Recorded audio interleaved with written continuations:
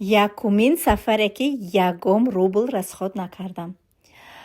аз Қазоқистон билетамро хучон харидорӣ карданд, хучон пешвоз гирифтанд, ба мошинаи хучон то гостиницаро бурданд. Дар гостиница приятный сюрприз карданд. Завтрак дар дарунаш медромад, аҷоибот ба маззаи фасон.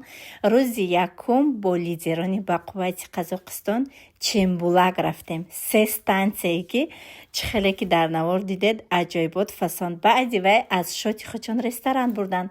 Якум рӯзи конференсия ман баромад кардам.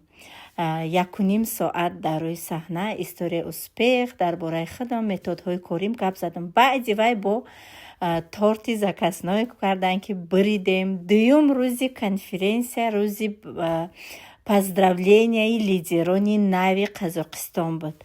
албатта ки дар красни дорожка ҳар як лидери бақуввата пешвоз гирифтанд. баъди вай чойхонаи фасон рафтем.